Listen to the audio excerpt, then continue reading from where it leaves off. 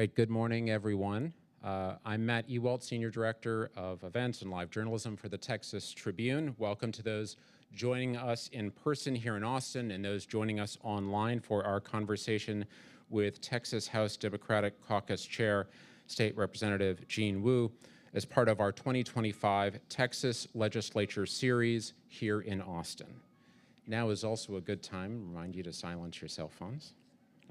Our program will run an hour with 45 minutes of moderated conversation and 15 minutes of Q&A. So that we can get to as many questions as possible today, we'll be doing Q&A through our Q&A portal at texastribune.org/ask. We've also printed information in the back of the studio here with a QR code that can take you there, and we even have some note cards if you'd like to write your question down for us, and we'll set aside 15 minutes for that at the end of the program.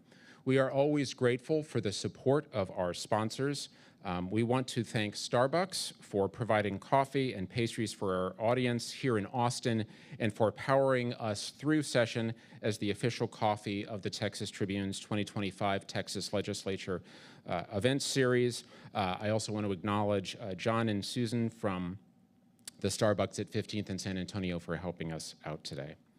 Under a few seats here in our studio are also some Starbucks gift cards. With your gift card, feel free to stay a while at your neighborhood Starbucks.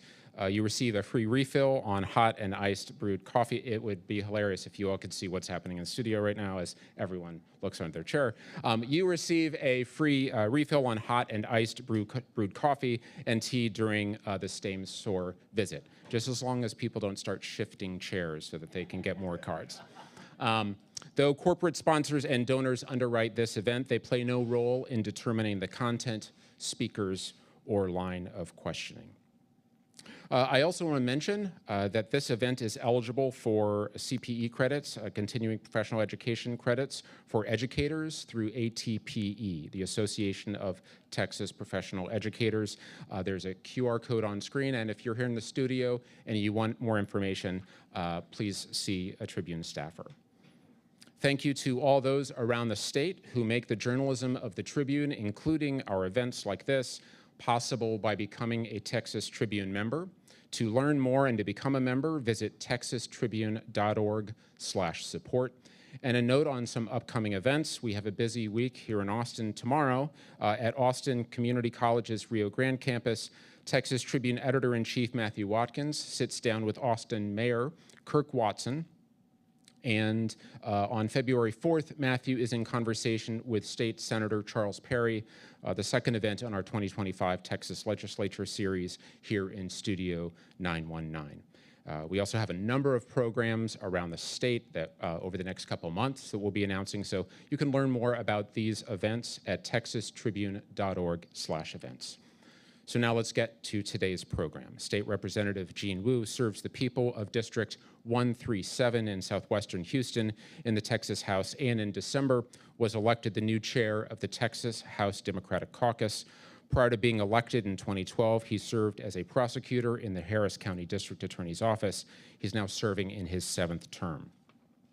And our moderator, Jasper Scherer, politics reporter here at the Tribune, previously covered Texas politics and government for Hearst Newspaper's Austin Bureau, which he joined after stints covering City Hall for the Houston Chronicle and Bexar County for the San Antonio Express News. I thank Representative Wu for joining us this morning, and with that, I turn the program over to Jasper. All right, very good. Thanks, Matt, and thanks so much, Chairman, for sitting down with me this morning. I think I'm looking forward to having this conversation. I think it's a very timely moment just after the last couple weeks in the Texas House. Pretty safe to describe them as momentous. Just, you know, the lower chamber where you serve elected a new speaker. I had noticed. Yes, just 2 weeks ago, and since then, the House has also put out its first draft of the state budget, and then just 5 days ago also adopted new House rules with some key implications, I guess, for your caucus, which we can get into. But before that, I thought we might begin just with your run for House Democratic Caucus chair, and really why you decided to take a swing for this position. Just tell me what, in your estimation, the race between yourself and Representative Trey Martinez Fisher was really about, and what was the case that you made to your Democratic colleagues for why they should put you into this leadership position? Thanks for having me here, and please, if you can, please call me Gene. The race was more or less about sort of two different visions for what the future brings for Democrats. And after the 24 election results, I was pretty despondent. I was pretty pissed off, and I said, like, we need to change what we're doing. We have to be different. We have to be better. And I think, we appreciate Trey Martinez Fisher's leadership in the past, and I think people say we just want something different. That's it. Sure, fair enough. And I think one thing that was talked about sort of surrounding this race was, I guess, communication, to put it broadly. And I think to drill down on that a little bit, you're known as someone who at times, doesn't pull his punches when he's speaking out on the House floor, going after. Did you want to say bomb thrower? Yeah, you insert descriptor. Going after your critics on social media sometimes too. Not always in an antagonistic fashion too. I've seen very active on Reddit, posting daily video updates during the 2023 session, even as chair, engaging with folks on the Texas politics subreddit. Do you feel that that's something that Democrats should be doing? Should they be doing more of this kind of stuff, and if so, why? I don't recommend people go be trolls unless that's actually in your repertoire, and because it's the internet has made me a worse person, right? Whomst among us? I know, yes. like, a lot of times on Twitter, it's just I'm tired of suffering fools gladly. Whether that is just some random troll or whether that's an elected official. And I'm tired of us living in a post-fact society. Like, I have a real problem with that. I'm a licensed Texas attorney. I've been a prosecutor. I've sworn so many different times to protect and defend the Constitution of the United States and the Constitution of the state of Texas. And when we live in a society where what people say doesn't matter anymore, and what the reality doesn't matter anymore, that hurts me as an American. And I just don't know what to do about it. And I think Democrats should be more aggressive in saying, no, that's not the America we want to believe in. That's not the America that I grew up with. We are a country of law and order. We are a country of rules. We are a country of justice and fairness. What happened to it? There you go. Fair enough. I guess pivoting a little bit, I wanted to talk about where the caucus is at right now, just in terms of unity. And we're underway in this session where Democrats control 62 seats in the House, which is your lowest number since 2017. And this, I guess, is kind of always the case, but maybe perhaps even more than in recent sessions, it seems that your chances of defeating certain Republican priorities hinges on putting up a united front with the numbers where they are. So I guess just kind of coming out of the caucus leadership change, coming out of this speaker's vote where everyone's emotions are running high, I just want to ask, how united are Texas Democrats at the moment? I mean, is there anything lingering from the chair election, et cetera, that gives you concern? Are things mostly kind of kumbaya, maybe somewhere in between? What's your assessment? I'm not sure I care. Because the only thing that matters to me is that Democrats do better. Because when Democrats do better, Texans do better, right? And I don't know what lingering feelings are out there, but the only question I have for anybody that has lingering feelings is, do you want Democrats to win or do you want Democrats to lose? What else matters? And just answer that question. Is what you're doing good for Democrats or bad for Democrats? And just ask yourselves, right? Sure. That's it. And I guess just to press on that a little bit, I mean, do you feel like, you know, if that hypothetical question is posed to generally the vast majority of your caucus, I mean, do you feel like folks are kind of at the point where it's like, let's all get on the same page to, you know, put up a united front against the education savings account bill, for example?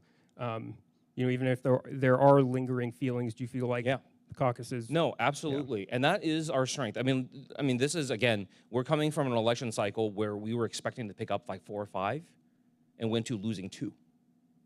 But I think what is different this time is that Democrats have seen the error of our ways. And we have seen that our true power is in our unity and in our ability to like speak for like a really large chunk of Texans and make sure that their voices are heard by the powers that be, right? I think we have a new, like in this second Trump era, in this time of darkness, I think Democrats are finally understanding that they have to be the light. Sure. Fair enough. I mean, and I guess kind of sticking on the you know, internal House politics theme, if you will, wanted to talk a little bit about the House rules that I mentioned in the intro, and your interpretation of what they mean for Democrats. And I think just to the kind of the upshot of these rules, and I wrote down kind of a brief summary because it's, even I get confused sometimes. I mean, it's basically a bipartisan majority of the House, including 55 members of your caucus, voted to adopt these rules last week. Right. Democrats no longer can chair any House committees, but the vice chairmanships are now all reserved for Democrats. Those positions have some new powers that they didn't have before. Right. And also, we have a dozen newly created subcommittees, which Democrats can also chair. Right. So 40,000-foot view, like how do Democrats come out of this? I mean, as a caucus, do you feel like these rules leave you with more power, less power, about the same as before? Look, I mean, Democrats made the only sensible choice they could, right? I think all of us could see that this was coming, that this was inevitable, that Republicans have spent all this time playing this political game, having all the people in the red shirts come in no Dem chairs, and made it such a big priority for them. And if we know that's coming, all we can do is negotiate for the best terms possible in exchange. And that's what Democrats did, right? And some people will say it's a loss, but look, we as a group guaranteed our ability to have a role in a process, guaranteed our ability to have some input, and that even if things go south, we have the ability to put some brakes on things. Sure. And just getting a little bit into the beyond the surface level of what those breaks might look like, what that process might look like. I feel like I've seen a lot of just confusion surrounding these rules. You know, just a lot of it revolving around what the vice chairs and the subcommittee chairs actually have the power to do. I think especially when it comes to, for instance, like requesting a vote on particular bills, you know, some of the language surrounding these things is fairly ambiguous, it seems to me. I mean, how should we expect to see Democrats use these positions, the vice chair powers or the subcommittee chairs that they are awarded to influence, I guess, legislative outcomes? Again, I mean, I think the commitment from the Speaker and the Speaker's team is that Democrats, through these rules, will have the ability to set bills, to call witnesses, and do a lot of the things that are necessary on a lot of this legislation. And I mean, essentially, as vice chairs under these rules, I see it as that they have at least partial powers of the chair and can do this kind of work, right? It does seem to me, too, with, again, kind of the ambiguity in the language, that some of the effectiveness of a Democratic vice chair could revolve around, I guess, the quality of their relationship with the chair that they're working with, where it's if you're immediately antagonistic, Right. it's not going to work out. But that's always been true. Sure. I mean, But I guess to harness these expanded powers is kind of what I'm driving at, that some of the chair, if there's a Republican chair who's not seeing eye to eye with a Democratic vice chair, theoretically it seems that the Republican chair could kind of snuff out the vice chair in certain respects. I get where your question is coming from. Yeah. And I think the best way I can say this is this. I think what you have seen, what the people of the state of Texas have seen, are sensible center-right Republicans who care about their communities and want to fix things for the state, and Democrats getting together and saying, we don't care what the extremists want. We want to work on things that move the state forward, right? And I think that's why we've had this coalition to elect Speaker Burrows. That's why we had a coalition to work on the rules and the way they were. I think there is a reasonable trust but verifying kind of feel right now that, look, we're all treading on new ground. We're building this new coalition to try to fix things for the state. And some of this is just going to have to let's see how it plays out. But right now, given what has happened so far, I think the amount of trust has been built up. Sure. Just had a couple more questions about politics, and then we could turn to policy, I think, Sure. for the rest of our conversation. Just a few questions about the speaker vote. I think you've spoken quite a bit about this publicly already, but just, Democrats did end up being pretty united on that vote, at least when it came to the binary choice between Sure. Burrows and Cook, the two Republicans.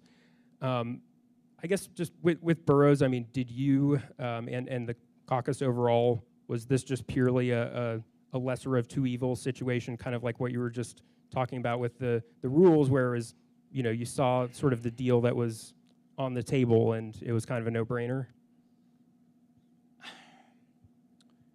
I think lesser of two evils may be a little bit harsh for the new, Sorry, Dustin. new speaker. Yeah. I think, look, I've sort of like said this before, but I think for the people who've been here a long time and people who've been through multiple speakers races, this was hard because a lot of times the person who files like 40 days ahead is often not the person who becomes speaker, right? And we've seen that time and time again. And so people had a hard time with it. But the problem is, in the past, when that was true, it always been a very, like, which of these three center-right Republicans do you like? Like, sure, he's my buddy or they're my buddy or whatever it is. This time was a very clear, like, look, Cook signed a written oath that he would not pass any Democratic bill until every Republican priority was done, which basically means you'll never pass a bill, right? Whereas Burrows is saying, look, I know I've carried bad bills that you don't like in the past, but I am committed to this institution. I'm committed to the process in making sure that you have some representation and that you get to ask for the things that you need for your districts. I'll accept that. I don't think that's lesser of two evils. That's someone who says, we want to keep the infrastructure there and make sure the organization works versus we don't care what happens to you, but we're going to smile at you when we stomp on you. And beyond Burrows not being the candidate who was, like you said, kind of pledging to deprioritize Democratic bills and all the other things on, I thought that was the last speaker race right question. All right, go ahead. Well, no, I think to be fair, I did say two. Okay, fine. But no, I guess I'm wondering just, is there anything from your experience working with Burrows you guys have both been in the House for several terms now, just, that made you think, whether it's working with him on legislation or maybe, Sure. legislative battles against him that made you think he would give your caucus a fair shake? Just anything, I guess, like qualities beyond just like not being named David Cook? He's willing to listen. Like, legitimately not just placate you and show you out the door, but like he's willing to listen to your point, right? And we may not always agree, but at least you're willing to listen. If you're willing to listen, then we can talk about why a piece of legislation coming to the floor may be really bad for the body, and we can have that discussion, right? Sure. Let's talk about some policy areas, and we'll start with public education.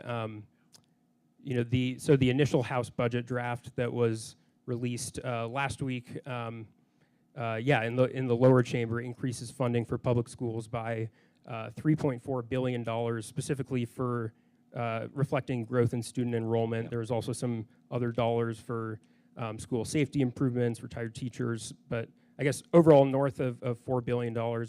I see you shaking your head there, so I kind of get a sense of where you're going with this, but just there has been some criticism I've seen from Texas State Teachers Association, some of your Democratic colleagues saying it's not enough, essentially. I mean, Yeah. do you share that sentiment, and do you see, I guess, any potential wiggle room to get more money? I mean, absolutely. This is the 900-pound gorilla in the room, right? The Texas public education system is about to pop. It is on the verge of collapse because of what Governor Abbott did 2 years ago, right? And I mean, he used the school finance system as a hostage to try to pass vouchers. And when he didn't get his way,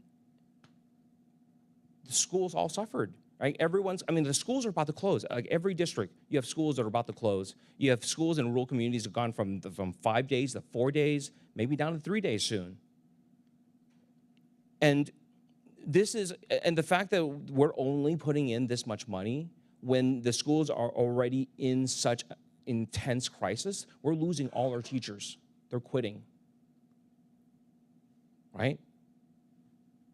I mean, is there any reason that you see to believe that this could be sort of just a, kind of an opening gambit from Republicans, or that maybe there could be, again, like I was saying, like wiggle room, or do you think this is more kind of set in stone?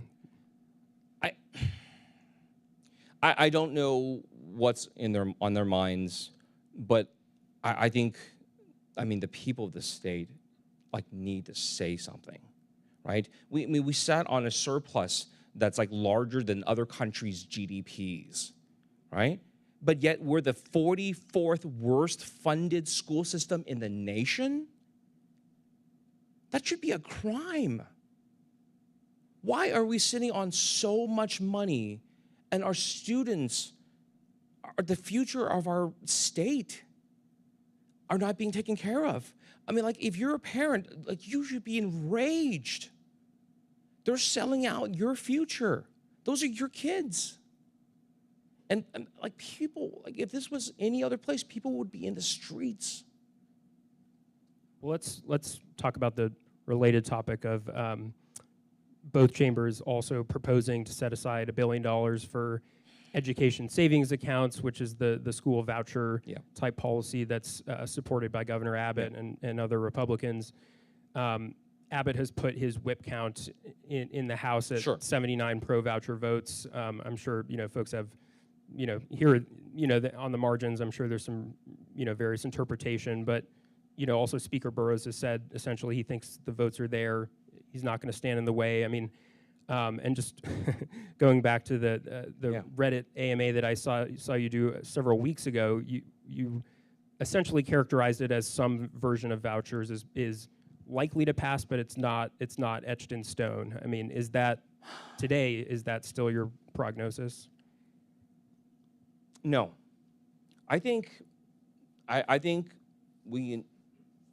think vouchers has to pass. Because here's the fundamental thing. I still have not had anyone come explain to me in a rational way why it's okay when times are already this tough for us to take money from hardworking Texans and give it to the wealthy who already have kids in private school. Why would we transfer money from our meager taxes to the wealthy, giving them $10,000 to send their kids to a $40,000 a year private school? Somebody come tell me why that isn't a scam. Somebody come tell me why is that a rational policy? Tell me how that's fiscally conservative, that you're taking money, scarce public revenue, and using it to give the rich and make the rich even richer. Well, I think the conversation around vouchers or ESAs is, I guess, not just about whether something will pass, but also, if that something does pass, what that something might look like, and how much money is involved, who's eligible, what sort of accountability measures are included. We had these debates for several months in 2023. So Democrats usually don't seem to like when I ask this question, but just if in the coming weeks and months of session it gets to a point where vouchers have clear momentum, it seems like something is very likely to pass. I just want to ask what your top priorities are for concessions or guardrails you'd want to include in the bill.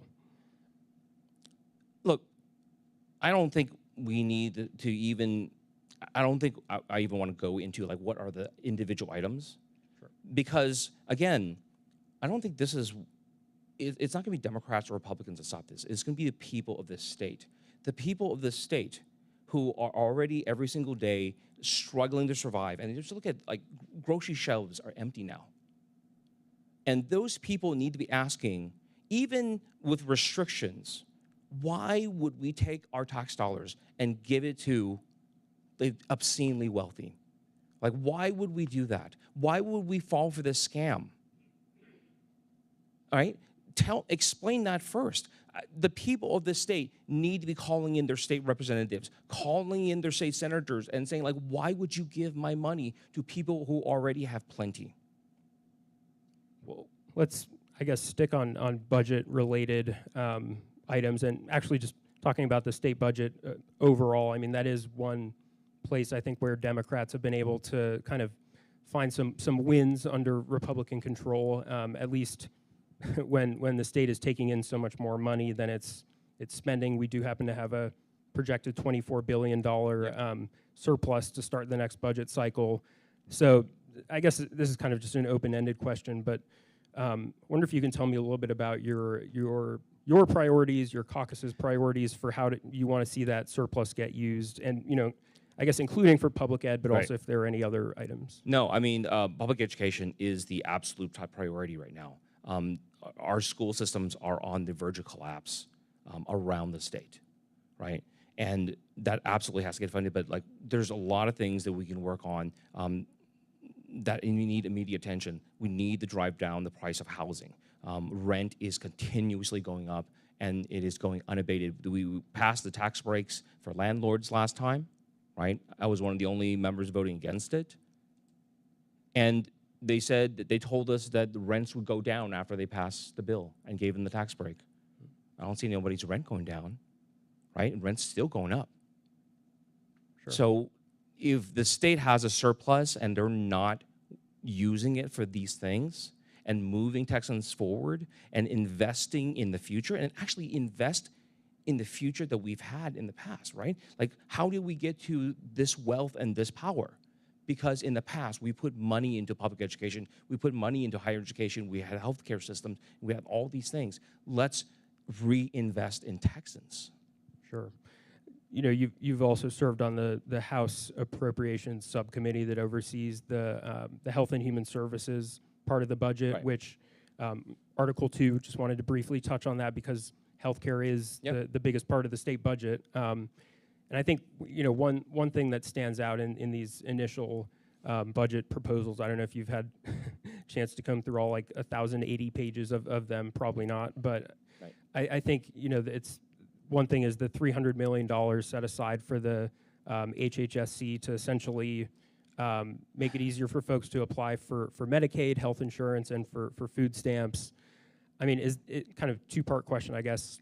Is that something you were really hoping to see, and is there anything else that stands out to you in these base budgets regarding healthcare funding priorities that you'd like to see, or maybe something that wasn't in the base budgets that you feel was inappropriately deprioritized as far as healthcare goes? We're still in the process of going through. I mean, it's a very large document. It's a lot of pages, and we're still in the midst of going through it.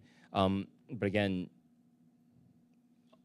a lot of the items, and as I've complained about very publicly in the past, a lot of the items we talk about in the budget, we continuously focus on sort of the end of the road kind of costs, like hospital beds and things like that, and we don't focus enough on preventative treatment, like smart, sensible things that we just a little expenditure would have yield much bigger savings down the road.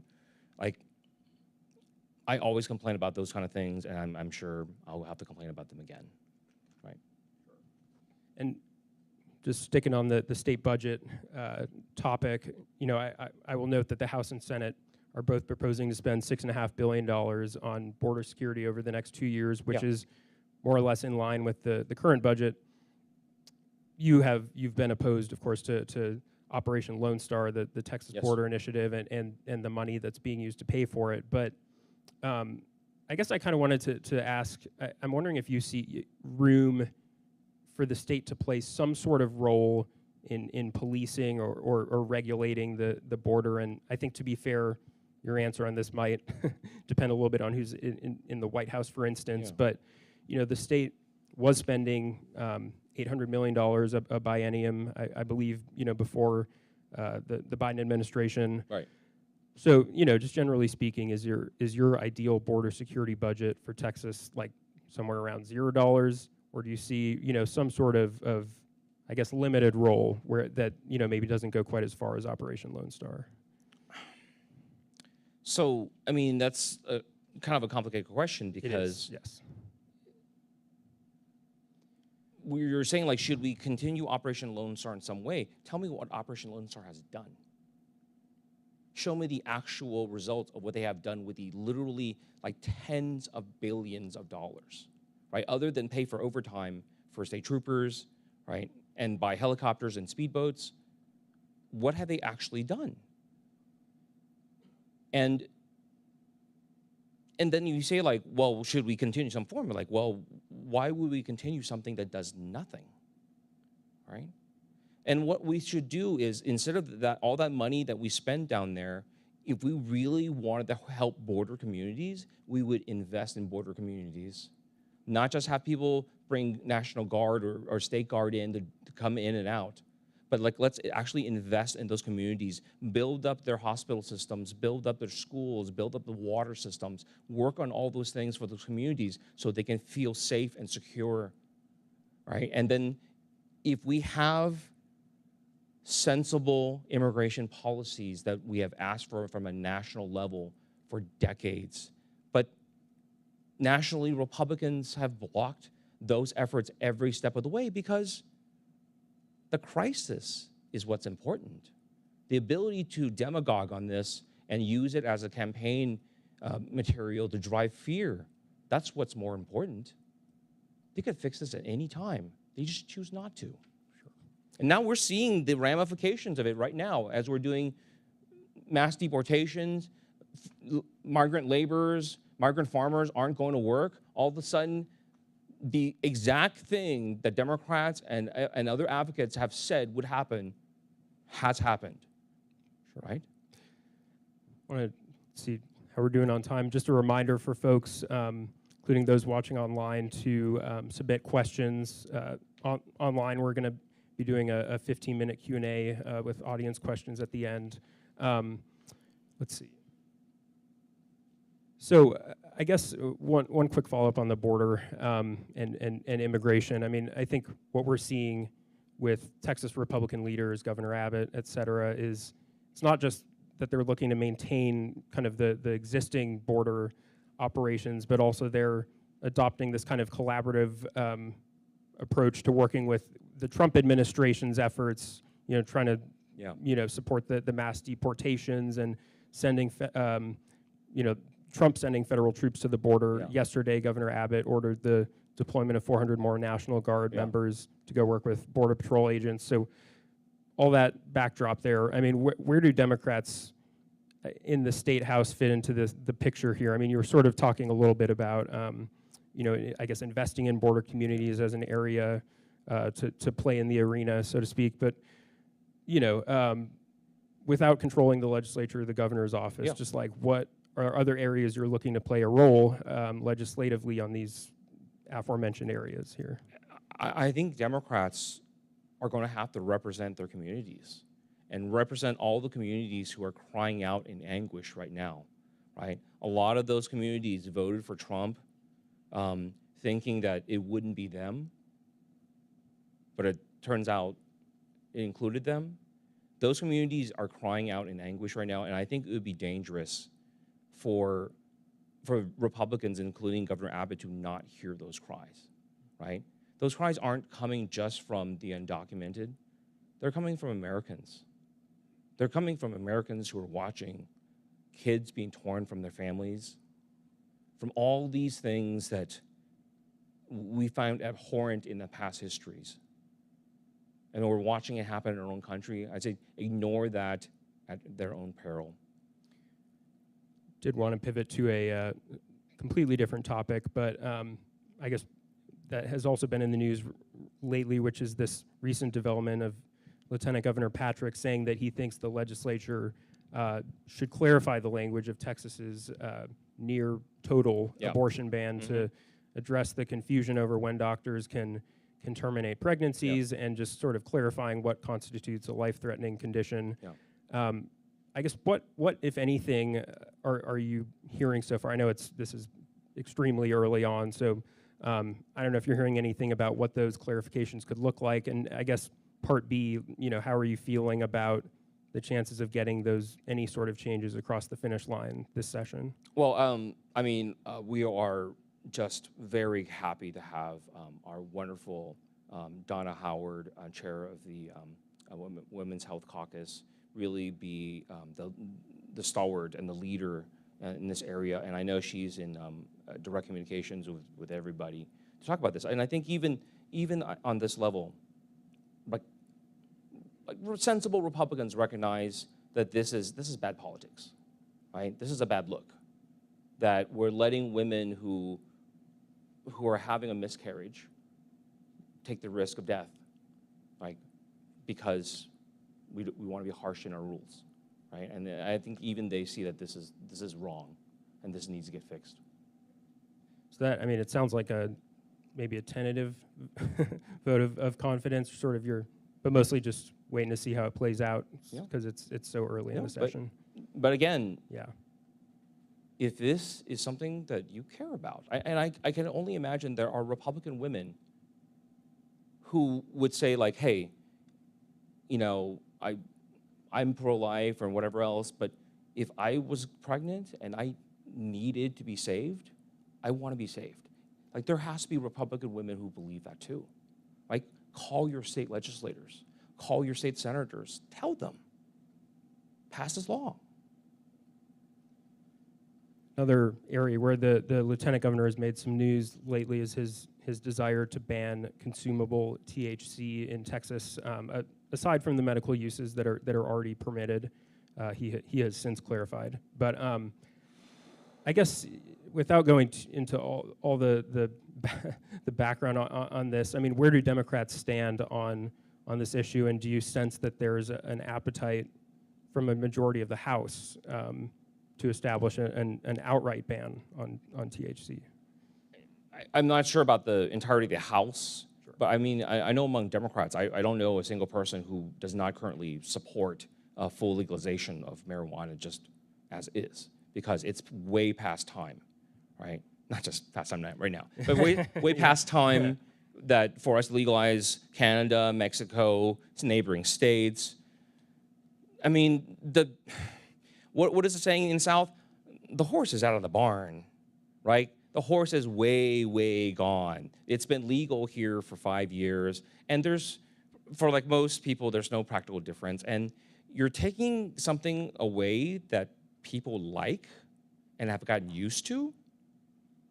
That's not smart politics. And so I'm not sure the House would even want to touch that with a 10-foot pole, right? Why like make this entire group of people? You follow me on Reddit, but you see on like Our Texas, like when that first announcement came out, like every other post was, what the hell are they thinking? Who's that? And like people who are not political all of a sudden are like, I'm ready to call and write everybody. Right, THC might turn Texas blue. Who knows? Like if Republicans want to start that war, go for it. Yeah, no, I'm kidding, but I think I guess I'm kind of just jumping around here because I want to hit as many topics as we can. We have, I think, about 6 minutes or so before we turn it over to the audience. Uh-oh. Transgender rights is another topic that is, I guess just the question of GOP efforts to restrict the lives of transgender Texans.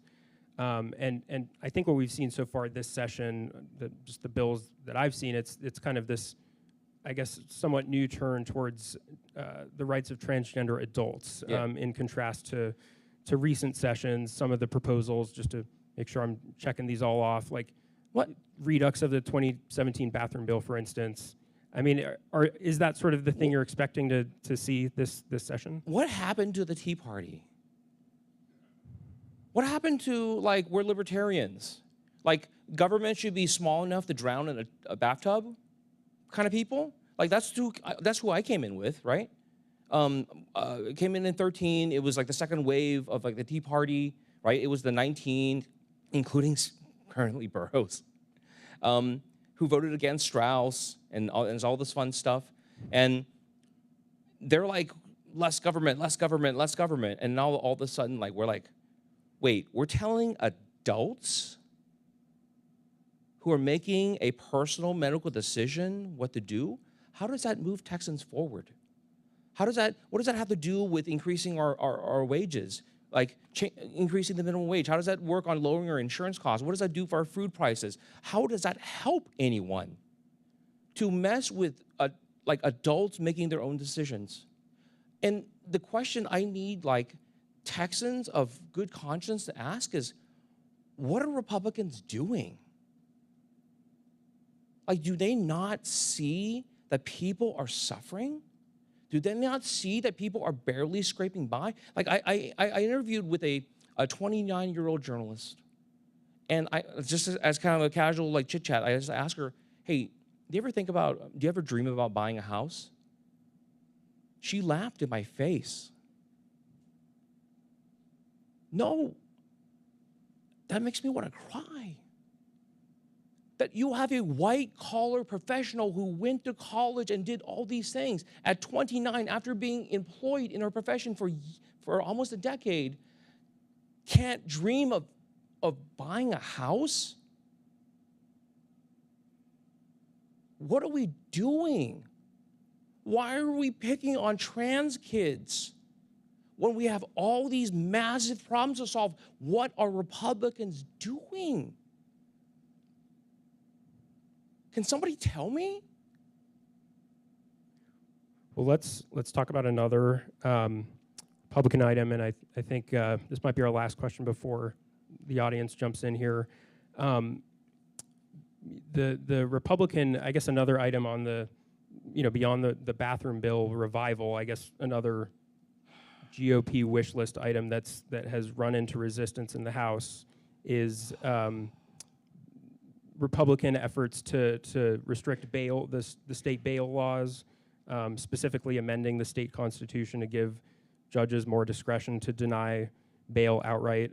You're an attorney. You're intimately familiar with this discussion. It's come up repeatedly over the last handful of sessions. Again, just I'm curious how your caucus is approaching this debate. This is a constitutional amendment. You need 100 votes in the House, so that it's like a dozen or so House Democrats that would need to get on board. What's your prognosis on what you expect on that debate this session, and do you see it failing to reach the 2/3 mark again? Or let me start with that broader question. Just how is your caucus? That's a big loaded question. Yes, yeah. I'm not even sure where to start chomping on that elephant. Right. Okay, so my issue usually when they try to pass bail reform is it's always hella unconstitutional.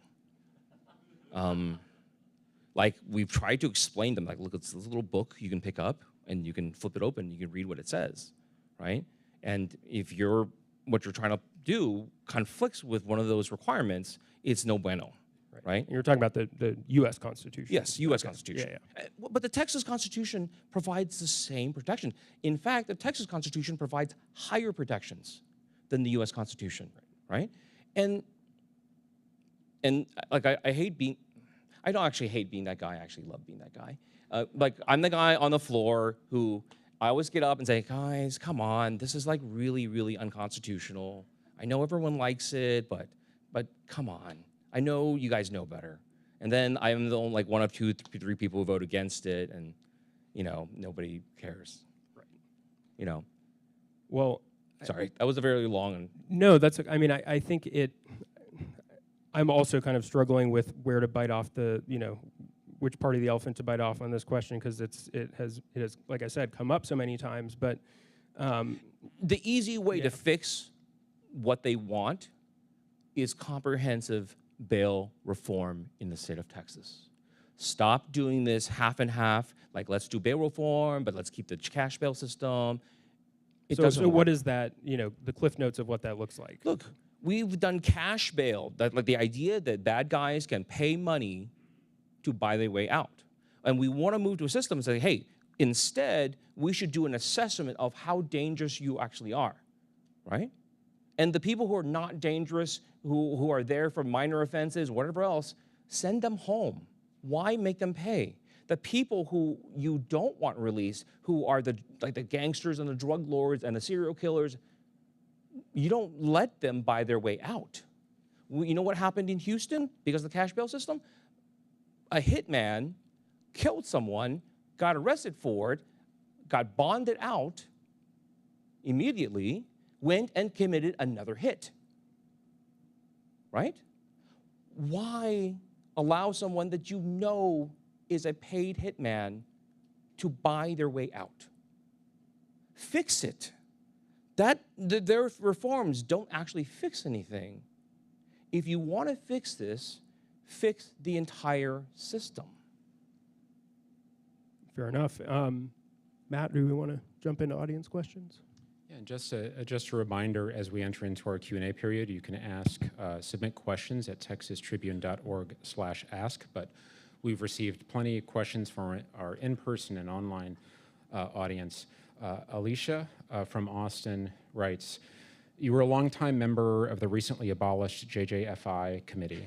You were there this summer when the scathing U.S. DOJ report on unconstitutional violations and abuse in TJJD came out. But as you know, there's currently a plan from last session to build 2 new youth prisons despite these recent developments and no remedial action from the agency. What do you think can be done to ensure we don't expand an agency that is actively harming children while building the infrastructure of alternatives to prison in communities? How many hours do you have? We've got 13 minutes. I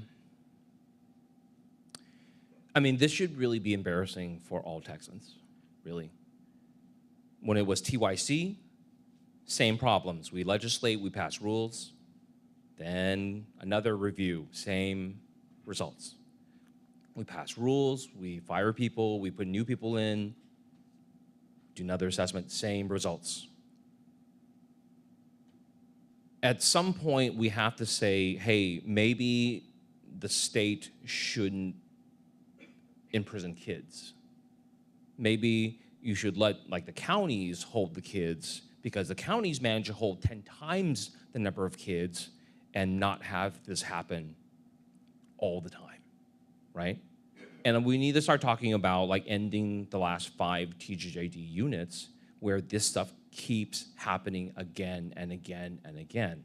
Sometimes there is nothing else we can do but say, like, obviously this is not working, but, like, look, people are gonna be resistant to it, people are gonna have oppositions for a lot of different reasons, but we simply cannot keep going down this road again and again and again. Like, I mean, does that make sense? We just keep doing the same thing. I mean, like, they didn't follow the rules that were already in place. People say, well, what's your solution? The solution, they said their solution is, well, we're gonna follow the rules. Well, you didn't follow them the first time. What makes you think you're gonna follow them the second time, right? And we don't. Just had one extremely quick follow-up on that. You're talking about, you know, maybe we shouldn't, quote unquote, you know, imprison kids. You have filed all sorts of legislation aimed at, you know, like raising the minimum age of criminal responsibility, sealing or expunging, juvenile arrest records, that kind of stuff. I mean, do you get the sense that there's, appetite, bipartisan appetite on that sort of stuff where that you could see that making it through the legislature?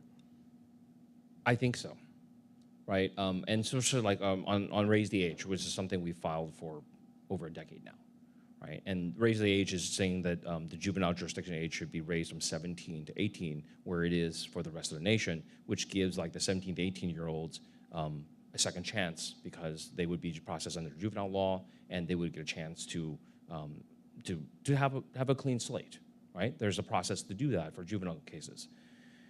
And when I first came in, there were about 15 states left that had not changed it to 18, and Texas was one of them. Texas is now basically the last state, right? It's us and I think like one other state, but they're working on it. And I cannot for the life of me understand why Texas, of all states, cannot figure out how to do it, right? Every state system is different, but every state has managed to fix this, except Texas. Are we like, are we not smart enough? Or is it just like we need the political will and courage to say, like, let's just get this done once and for all, instead of just continuously being a national embarrassment about this stuff? Cynthia from Fort Worth asks, you said many times today you think people should be loudly voicing their opposition to proposed laws and voicing their opinions about what's important to them.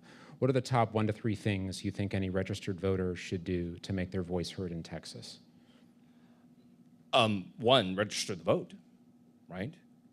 Make sure you're registered to vote. And I would say, this is what I tell people, you email your state rep and senator, you call them, you send them messages on social media, you go meet with them when they're in community and they have events, go show up and talk to them. Like, which one of those ones should you do? All of them. As many as you can, as often as you can, right? And this is what it is. Like, if you care about something, if you want the legislature to act, you want them to do something, you don't want them to do something, you better use your voice. Because on the other side of things are the billionaires. On the other side of things are the billionaires who are trying to buy and sell the Texas House, as they bought and sold the governor's mansion and the Senate. And if you are not okay with that, you're not okay with selling off the state piece by piece, but instead you want Texans to be the key investments for the legislature. If you want that, you have to make it a priority and do it, and be loud and be angry, right? Walker from Alpine asks, how are Democrats planning to defend renewable energy from repeated attacks from the right to limit the further build out of solar, wind, and battery storage in Texas? I think our argument really shouldn't even be, I mean, there's just people who just oppose solar because it's like we're owning the libs kind of attitude. We're like, who are you? And I get in these heated arguments with like Republicans who are against it. I'm like, my friend, do you know where the wind and solar farms are in the state? They're up north. They're in the Panhandle. They're in the Lubbock area, right? Those cotton fields are long gone. You know what replaced them? Really high-paying tech jobs, taking care of solar systems, taking care of wind turbines, and you're saying, like, get rid of it? Are you nuts? That's like one of the reddest areas of Texas. And I think, like, what we need to do is we need to go to our chambers of commerce. We need to go to our business association and tell them, like, guys, you guys know internally that we need to be sensible and deal with climate change, and we need alternative energy sources, and we need to be smart about the future. Go talk to them. Use your donation dollars. Use your lobbying money to tell them, like, stop messing with solar, stop messing with renewables, because it's good for the state. We have, like, more renewable generation in this state than like the neighboring states combined times 10. Like, we should be really proud of that, right? Those are, like, not only is it, that's a lot of generation, that's a lot of protection for the state and making sure we have power, but those are good jobs. Those are high-paying tech jobs. Certainly the conversation today has identified priorities, but I appreciate, and this may provide an opportunity to kind of succinctly list them. This person writes, so you have priorities for House Democrats. What are your lege priorities this session? If you... My priority? Yes. My only priority this session, not to be cliche, is making sure that Democrats can win. Right. Right now, if you look, I filed no bills. I don't intend to, because my only objective in this session is to make sure that Democrats are prepared for battle, that we go out there and represent our communities and give voice to the millions of Texans who are screaming for help, who are screaming for justice, and who want a better future. We're going to make sure that those voices of the people are heard. That's it. And I mean, what is that? What do those efforts look like on your end? Just thinking, you know, day to day during session. I mean, is that crafting messaging, working behind the scenes? You expand on that a little bit more. Absolutely. All of the above.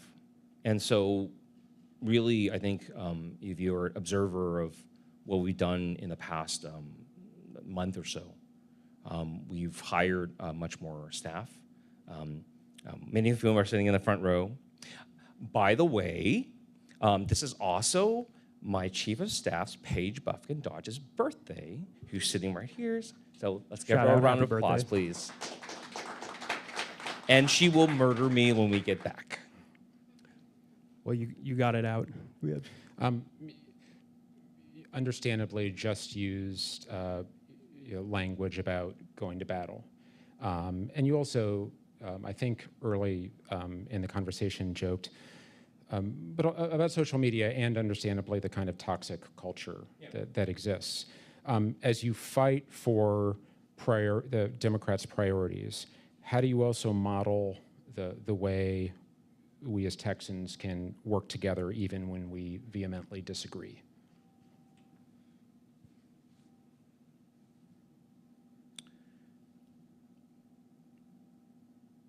I think one of the things, kind of a comment I made to my wife in talking through some of the politics and stuff, is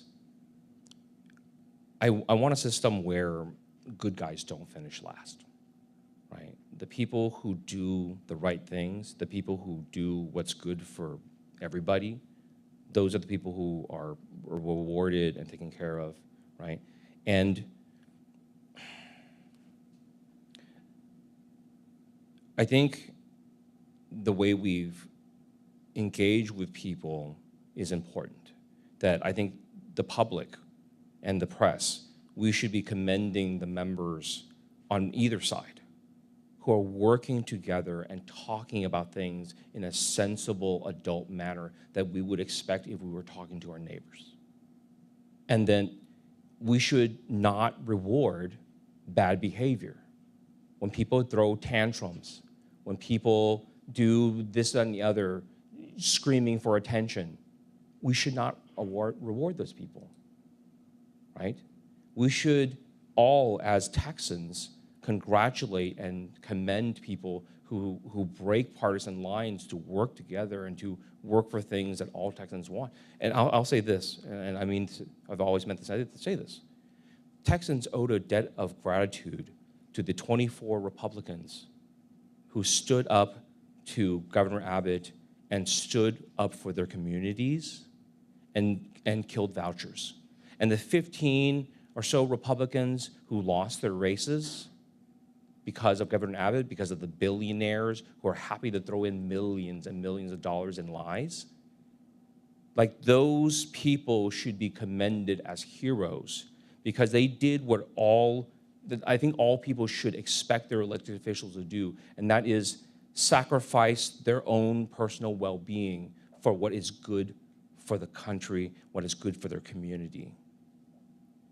Like, we should respect them for making that sacrifice, and I'm serious about that. And I think all Democrats, Republicans should all look at them and say, like, those guys and gals, they're heroes. They're actual, real heroes. So we have time for one last question, and want to thank everyone in the audience here and online who submitted questions. I'll share those additional questions with you and your team so that you know what else is on Texans' minds. But this last question, and then I'll let Jasper, you close the program. But Steve from Fort Worth asked, if someone were looking to get involved in running for local politics for the first time, Do it.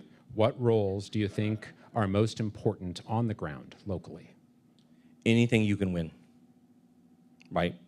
And I encourage people, like everybody, if you're upset, if you don't like the way things are, get active. You don't always have to run for office. You can help with elections. You can help with campaigns. You can make phone calls. You can organize your community to write letters. There's so much you can do. But the worst thing we can do is nothing, right? The worst thing we can do is just sit there hoping that someone is going to come to the rescue, somebody's going to take care of it. There's no hero coming. There's nobody riding to our rescue. If you're waiting for a hero, it's you. I know that's kind of cliche, but I think Americans need to remember that, you know, nobody's coming in D-Day style to rescue us. If we're going to fix this thing, if we're going to make this country work for working class people again, if we're going to save the middle class while there's something to be saved, it's all on us. Like, we have to do it. That it? I think we're done here, but I just wanted to, again, say thanks to Chairman Wu, who says I should call him Gene, for taking the time to field a wide range of questions, and to the audience, thanks for tuning in. Hope you all got something out of this conversation, and yeah, appreciate it. Thank you.